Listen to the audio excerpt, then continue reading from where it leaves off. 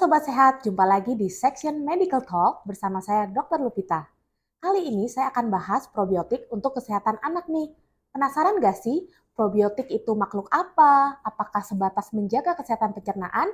Atau yang mana nih? Dan yang berikutnya, probiotik yang mana yang paling bagus untuk kesehatan kita? Penasaran kan? Yuk kita simak penjelasan dari narasumber probiotik kita hari ini, Dr. Sandi. Halo dok, apa kabar? Baik dok, gimana kabarnya dokter Lupita? Baik juga dong dok, udah siap kita bahas probiotik dok? Yuk kita mulai. Oke.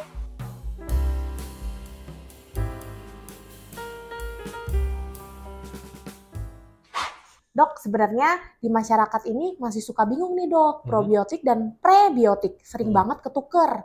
Nah, sebenarnya dua jenis itu apa sih dok? Dan apakah kita bisa dapatkan dari makanan yang kita makan dok? Oke, baik. Pertanyaan pertama bagus ya. Jadi kita akan mulai belajar dari membedakan probiotik dengan prebiotik. Kalau probiotik ya, itu berarti adalah bakteri baik. Ada di mana bakteri baik itu? Ada di usus kita ya. Nah, penting nggak sih probiotik ini? Penting. Kalau jumlahnya turun di dalam usus kita, nanti bisa memicu gangguan pencernaan. Contohnya apa? Bisa diare atau konstipasi. Ya, bisa nggak mengganggu non pencernaan kita? Bisa. Ya, contohnya apa? Misalnya jadi alergi kulit, kalau nggak bikin jadi obesitas. Ya, simple tapi kayaknya ini efeknya banyak ya dok ya Iya, sebetulnya ya. banyak banget dok. Nah, kalau ditanya lagi, bisa dapat dari makanan nggak? Bisa. Banyak sumbernya. Ya, yogurt, tempe, acar, coklat. Enak ya kalau coklat ya. Oh enak banget Kemudian dok. juga, atau kalau misalnya kita suka minum suplemen probiotik. Ya, nah, cuman sebetulnya problemnya lagi, kadang-kadang kalau kita makan kita nggak tahu yang masuk ke dalam pencernaan kita tuh seberapa banyak. Nah itu. Jadi kadang-kadang tuh sebenarnya kita memang perlu memastikan jumlah asupan probiotik yang kita makan atau minum tuh sebenarnya cukup. Itu pertama, probiotik. Kalau yang prebiotik, ya, ini pre. Nah, ya, beda, bukan bakteri kalau prebiotik. Tapi sebetulnya itu adalah komponen makanan yang tidak bisa dicerna oleh usus kita.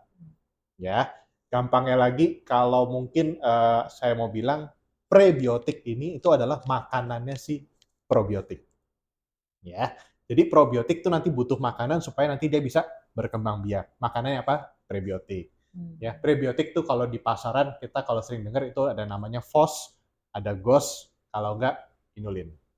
Nah, itu pasti kita udah paham ya kalau dengar ketiga kata itu. Tapi kalau ditanya lagi, selain dari FOS, GOS, atau inulin, bisa dapat dari makanan atau enggak? Bisa. Banyak juga contohnya, ada pisang, kita bisa makan dari ubi, bengkoang, bawang putih, ya, dan lain sebagainya. Ya, jadi yang kalau jangan sampai kebalik istilahnya. Ya, itu ngebedainnya itu satu ini benar-benar bakteri, yang satu makanan untuk si bakteri. Oke Gitu dok. dok. Jadi probiotik itu kalau saya ringkas nih dok, dia adalah bakteri baik ya dok ya.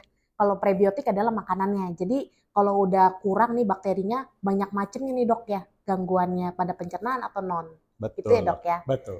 Oke. Tapi saya pengen tahu nih dok, mungkin sobat sehat juga pengen tahu fungsi dan jenis-jenisnya apa sih?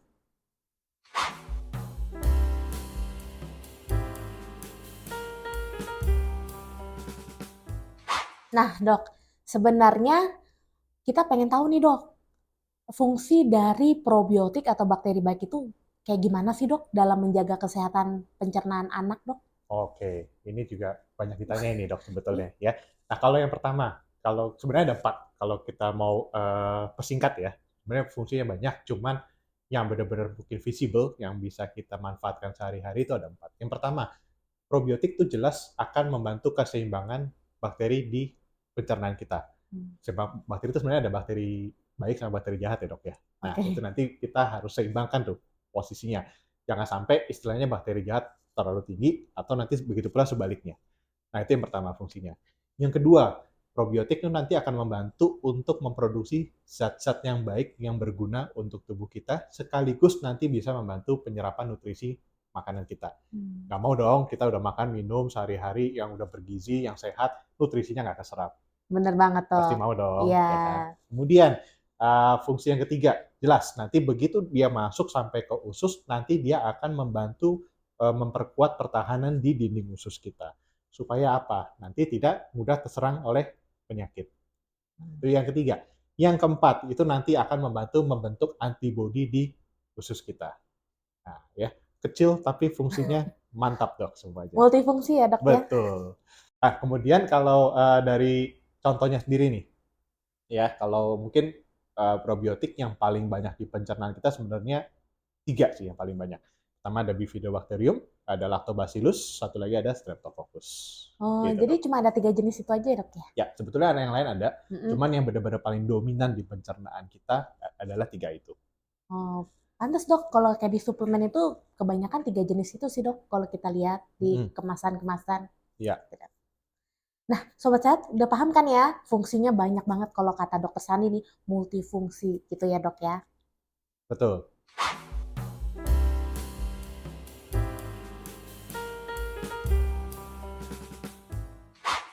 Sejak usia berapa sih dok probiotik itu sudah ada di usus kita?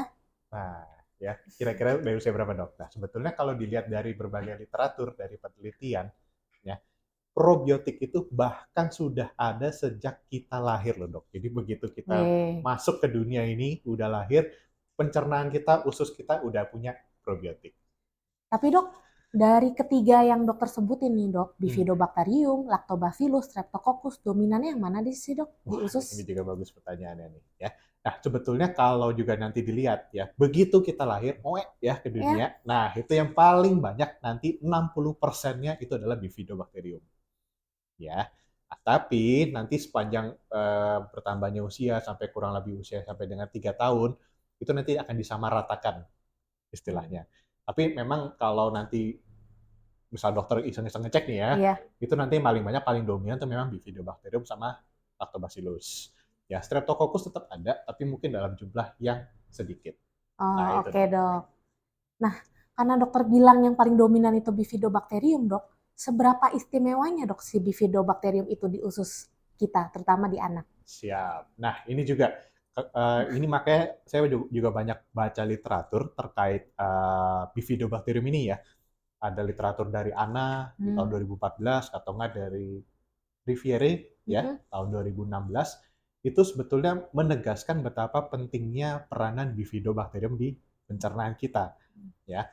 Eh, Mereka mengatakan kalau pada saat Bifidobacterium itu jumlahnya menurun dalam eh, usus kita, Mm-mm. itu nanti akan mencetuskan gangguan pencernaan, itu Mm-mm. nanti seperti ada diare, Hmm. ada konstipasi atau sembelit ya mungkin Ya. bahasanya ya, atau bisa mencetuskan juga IBS, Oh, IBS itu apa ya, tuh dok? inflammatory bowel syndrome, Oh, mungkin kita ya. bisa ngomong radang usus kali ya dok ya. Nah, betul, ya betul juga ya, itu lebih lebih lebih awam dok ya Iya bahasanya. betul. Nah, bisa juga nggak apa di luar pencernaan itu bisa, bisa Hmm, juga nanti bisa jadi alergi maupun terjadi obesitas, oke. ya.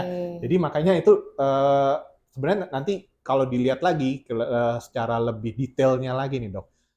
Kalau misalnya memang pasiennya misal terjadi konstipasi, Mm-mm. ya ini sekali lagi kalau bisa dirimu iseng ya. Iya. Nah itu kalau dicek tuh ya, bifidobakteriumnya akan turun 10 kali lipat dibandingkan lactobacillus. Wow. Ya. Nah Ya.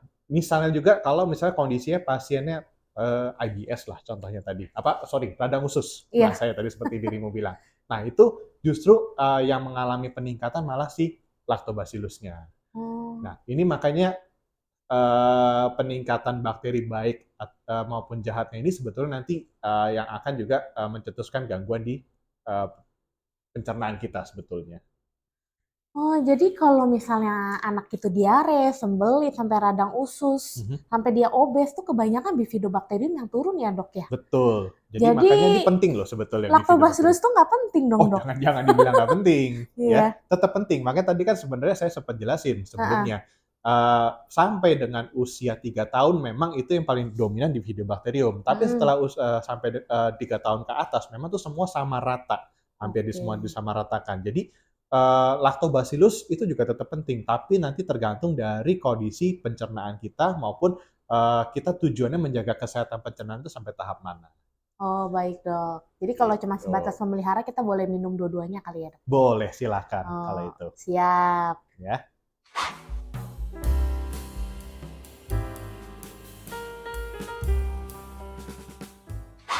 Dok, berapa sih kebutuhan harian probiotik di usus kita?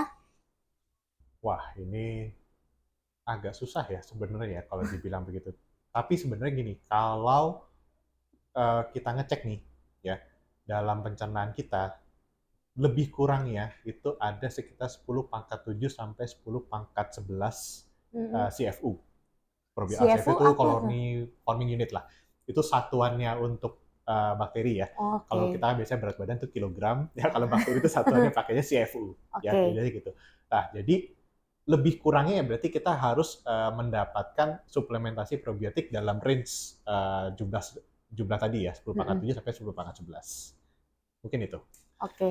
Tadi kan dokter bilang kalau misalnya nih penurunan probiotik terjadi nih dok, Mhm. terutama Bifidobacterium, Ya. kan banyak masalah nih pada Mhm. kesehatan anak ya dok ya. Mhm. Nah ada nggak sih faktor-faktor yang mempengaruhi penurunan itu sendiri Oh tuh dok? jelas ada dong, pasti. Iya. Jadi yang pertama gini, biasanya nih yang paling sering kita ketemu itu pasiennya atau si anak mungkin lagi konsumsi antibiotik, ya. Nah, antibiotik itu memang kan tujuannya dia membunuh bakteri, Iya. ya. Jadi udah nggak pandang bulu tuh, bakteri baik atau bakteri jahat pasti dibunuh sama dia. Nah, itu pasti turun tuh, pasti Mm-mm. probiotik. Ya. Yang kedua, itu mungkin anaknya juga nutrisi dari ASI-nya itu mungkin kurang, Mm-mm. ya. Mungkin berbagai sebab ya, mungkin dari ibunya juga mungkin supply ASI-nya tuh mungkin kurang, Mm-mm. ya. Mungkin seperti kita tahu juga, ASI itu sebenarnya kandungan zat gizinya amat sangat banyak, termasuk salah satunya ada probiotik, Hmm. gitu. Atau ya itu mungkin biasanya kalau disiasatin ya, kalau misalnya suplai ASI-nya kurang, biasanya kita nanti ibu-ibu pada ngasihnya apa? Sufor, ya Oh. susu formula. Ya bukan berarti susu formula nggak bagus ya saya bilang, tapi memang kandungan probiotiknya memang tidak sebanyak pada apa ASI sebetulnya. Hmm. Jadi tetap makanya kita tetap menyarankan pada anak baru lahir itu tetap disarankan diberikan ASI eksklusif sampai dengan usia 6 bulan. Ya, ada lagi di penelitian dikatakan kalau anak yang lahirnya sesar, Mm-mm. ya seksio sesaria, itu nanti kandungan probiotiknya itu jauh lebih sedikit dibandingkan anak yang lahir normal. Bukan saya berarti tidak pro apa Sesar ya dok ya? apa tidak pro sesar ya betul. Tapi memang ya kalau memang ada indikasinya memang harus lahir sesar itu nggak ada masalah. Tapi kalau masih memungkinkan lahir normal, sebaiknya lahir normal supaya nanti kandungan probiotik di perut anaknya itu cukup. Ya, yang terakhir biasanya mungkin biasanya anaknya lagi stres, Oh ya. Nggak stres. cuma kita ya orang dewasa ya. Kalau anak-anak juga bisa stres nih, ya. Kalau mungkin kita orang dewasa stres, mungkin kita ya bisa jalan-jalan, shopping atau apa. Mungkin kalau anak-anak kalau stres biasanya apa? Makan. Oh. Syukur-syukur kalau makanan sehat. Kalau makanan lagi nggak sehat, makan junk food suka. Nah, itu Nah, pasti nanti malah memicu pertumbuhan bakteri jahat di pencernaan kita. Kurang lebih itu, Dok. wah banyak banget ya dok ya Ya, faktor-faktornya. Nah, sobat sehat harus dilihat nih anaknya jangan sering-sering kasih antibiotik kali ya dok ya, supaya tidak betul. turun probiotiknya. Betul.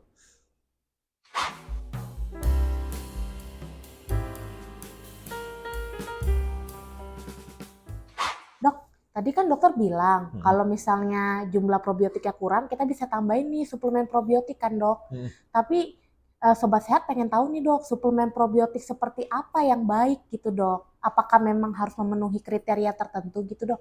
Oke.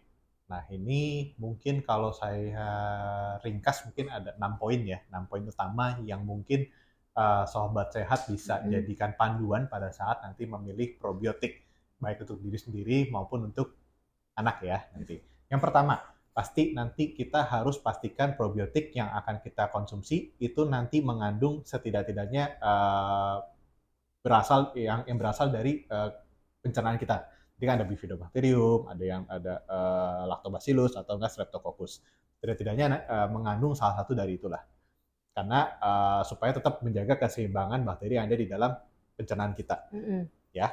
Nah, kemudian yang kedua, tentu probiotik nanti kita akan konsumsi ya. Nah, pada saat dikonsumsi, pastikan probiotik itu nanti bisa bertahan terhadap serangan asam lambung maupun asam empedu. Nggak lucu nanti itu probiotik udah mati duluan sama lambung, ya. Jadi kalau nanti dia udah bisa kuat, masih bisa bertahan, nanti dia akan masuk ke usus kita. Nah, nanti begitu sampai di usus kita, nah itu nanti seharusnya dia mempunyai kekuatan setidaknya untuk bisa menempel. ya, menempel di dinding usus kita. Nanti tujuannya apa nanti? Pada saat dia sudah nanti udah menempel, nanti dia bisa berkembang biak. Nah, kemudian nanti tentu dia nanti bisa berkompetisi dengan si bakteri jahat. Jangan sampai kalah. Ya, kalau Iya, dia kalah berkompetisi sama si bakteri jahat, ya pasti bakteri jahat akan lebih tinggi.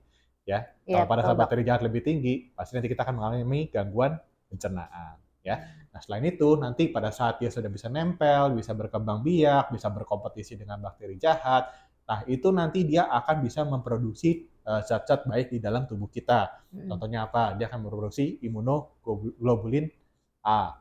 Dia akan bisa memproduksi interleukin 10 Oh, ya. makhluk apa itu dok? Nah, itu sebetulnya nanti anti-inflamasi, anti peradangan. Nah, Oh, mantep ya. iya mantap Itu mantap. kayaknya pas zaman COVID kayaknya itu uh, substansi yang sering kita sebut. Oke. Ya, nah itu mungkin properties yang kita perlukan pada saat nanti si probiotik masuk dari mulut kita sampai di dalam pencernaan. Lain-lainnya mungkin yang paling gampang sisanya dia bisa stabil ya kalau kita mau simpen. Ya, jadi kan pasti dokter kalau kalau beli suplemen nggak mungkin dihabisin satu hari ya, Oh pasti nggak kan mungkin dok. butuh disimpan dong. Iya. Nah itu nanti kalau bisa pasti simpen dia stabil Mm-mm. ya. Sama yang kedua pastiin aman dan sudah terdaftar oleh Badan POM ya Wede, gitu. mantap kali nih dok. Nah dok, tapi kan kalau saya lihat nih kayak di supermarket ya yang dijual suplemen probiotik tuh jenisnya banyak banget dok. Hmm, Ada Bifidobacterium brevis lah, HN019 lah, Lactobacillus, banyak banget sampai 11 macam. hmm. Emangnya semakin banyak jenis probiotiknya itu makin bagus buat usus anak dok? Nah ini juga yang sering jadi pertanyaan nih Hmm. bahasanya single sama multi strain lah ya Eh, ceritanya ya itu lebih lebih bermanfaat yang mana buat kita. Nah sebenarnya ada penelitian juga yang mengatakan sebetulnya semakin banyak tuh sebetulnya tidak berbeda manfaatnya dengan kita single hmm. ya. Ya mungkin 3, 4, isinya 5 dan seterusnya kalau dibandingkan dengan isinya tunggal pun itu sebenarnya efektivitasnya tidak berbeda bermakna sebetulnya ya. Jadi sebetulnya kalau aku selalu menyarankan ke pasien pastikan tetap menggunakan probiotik yang sudah pernah terbukti efektivitasnya baik. Ya, contohnya kalau misalnya nanti tadi kita pada saat mengalami konstipasi atau sembelit, yang turun apa? Bifido. Bifidobacterium. Berarti kita harus mengkonsumsi Bifidobacterium supaya nanti levelnya dia balik lagi. Hmm. Nah itu. Jadi kalau aku selalu nyaranin ya kalau memang udah cocok pakai ini dan kondisinya memang sesuai dengan kondisi pasiennya, silakan nanti gunakan probiotik yang sesuai. Nggak usah harus banyak dok kalau itu nanti. Tapi kan sering banget nih dok, misalnya maminya lupa Hmm. apakah anaknya udah dikasih belumnya hari ini probiotiknya. Hmm. Terus pikir, ah udahlah anak saya dikasih lagi. Hmm. Nah, kita tuh kekhawatirannya kan overdosis gitu dok, yang awam pikir, aduh udah habis sih satu box dalam sehari. Nah, mikir-mikir tuh anaknya keracunan gak Iya, ya dok gara-gara apalagi kalau rasanya probiotik? enak ya. Nah, itu dok. Nah, kadang-kadang ada yang bentuknya kayak permen ya gitu ya, atau nggak Betul. bentuknya kayak coklat ya, rasanya makin enak, wah ini malah Makan dihabisin satu terus. hari ya makanya. Iya. Nah, oke, ini juga sebenarnya juga banyak jadi pertanyaan, tapi sebetulnya jangan khawatir. Tadi kan Mm-mm. makanya sebetulnya itu nanti akan tinggal di pencernaan kita, nanti akan menjaga keseimbangan bakteri di pencernaan kita, Mm-mm. dan pada akhirnya pun kalau memang di dalam jumlah yang berlebih itu nanti akan dibuang lewat feses. Ya, Oh, feses tuh tinja tinja, kali ya? betul. Nah, dia lewat tinja. Ini bahasanya lebih awam ya dok saya kurang awam sebetulnya kalau begini. Enggak, kan dokter tetap pakarnya dok ya. Baik, itu dok mungkin kira-kira. Thank you banget nih dok. Jadi sobat sehat jangan lupa ya kalau memilih suplemen probiotik tuh harus sesuai kondisi anaknya gitu ya dok ya. Betul. Dan aturan pakai. Oke?